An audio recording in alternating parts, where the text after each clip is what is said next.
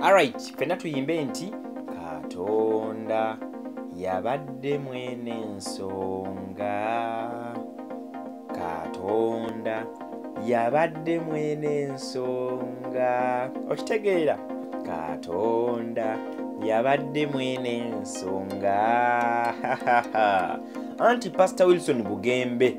Yes, ebikifaananyi Pastor Wilson Bugembe ng'ali n'ekijuujulu kitambula kitrendinga kigenda everywhere social media yonna, Facebook, WhatsApp, Instagram, Twitter.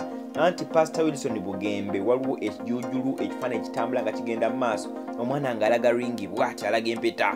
Yes, alaga empeta. Leero gamba bannange, leero luno Pastor amaze n'agamba nti yes I do oba nedda.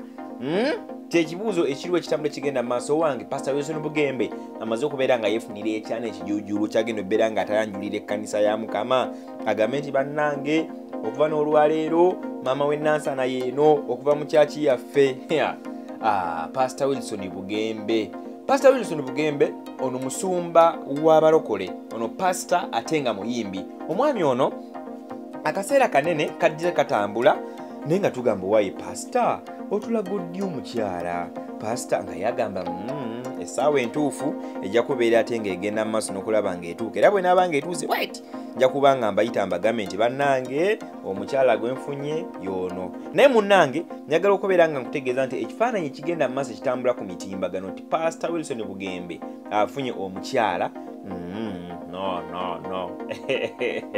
Mumukutte bubi, tannaba kubeera ate nga yanjula mukyala. Pastor Wilson Bugembe yeewozezzaako agamba ekifaananyi kino kigenda maaso ne kitambula yabadde atambuddemuuko, agenze wummulamuuko. Oba okitegeera gye yasanze abamu ku bawagizi be n'asanga ku ndiga za Mukama nga ziye ezipoyemu mpolampola, ne bamugamba owange Pastor, twoyemu akaserefi wano akafaananyi, bakubemuko akafaananyi Pastor. Naye ngambe nti owaye ndi musumba wa Mukama ate nga muyimbi, nekubyemu naye ekifaananyi. Pastor no teyaganye n'agamba okay, yakakubeera ng'ekifaananyi nti ye naye oli mukyala mufumbo, right? Yes or no? Ko mukyala nti ye kati obanga oli mufumbo njagala batukuba ekifaananyi ng'olaze empeta bw'oti. Empeta yo ey'obufumbo eraga nti omukyala gwe ndi naye mukyala mukyala mufumbo. Omukyala naye bambi kyataaganye n'agenda maaso n'abeera ng'akkiriza n'agamba nti Pastor tekirina buzibu, batukuba ekifaananyi wadde ndi mufumbo n'empeta nja kubeera nga ngikoze eki, nja kuba ate okugenda maaso okulaba nga njiragayo nti bannange ndi mukyala mufumbo naye neekubiza bwekuya kafaananyi na Pastor wange ono gwe njagala ennyo ate nga muyimbi omu bw'ati. Ne bagenda maaso munnange ne beekuba ekifaananyi. Bamaze okuba ekifaananyi kibeera nga kigenda maaso n'okulaba nga ate kipositingibwa. Bwe kyapositingiddwa baaba nga bamanyi ba social media in-laws, ekifaananyi kitambudde ku speed ey'akatawi, kitambulidde ku speed y'ekika ekyawaggulu nnyo, everywhere ekifaananyi kitambula. Kyetuvudeko ntugamba owaaye Pastor yafunyeyo ekyana, yafunyeyo ekijuujulu, any time round Pastor agenda maaso okulaba nga ate emikolo gigenda beera ate nga giyinda wano eno.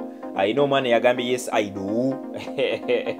Twatumanyi Pastor yapropose nze naye munnange sikituufu. Pastor annyonnyolako ng'agamba nti munnange zino ndiga za Mukama twekubizaamu ku bwekubi ekifaananyi era ensonga ne zikola ki, ne zikoma awo. So gwe wena abadde alaba ekifaananyi kino nga kitambula kigenda mu maaso, amazima gali nti Pastor yavudde n'abeera ng'akiriyaringa ensonga eno n'agamba nti kabadde just kafaananyi ketwekubizaamuuko n'omukyalo ono era ne kakomawo, terinyonyi kirala ky'amaanyi kigenda mu maaso. So byebyo ebiriwo ebitambula. Pastor Wilson Bugembe avudde n'abeera nga kiryaringa about this peak ekigenda mu maaso nga kisasaanira emitimbagano wonna. This is Good Talent. Ompya subscribinga tuyingeko tubeera ate nga tugenda mu maaso. Tovaawo munywanyi.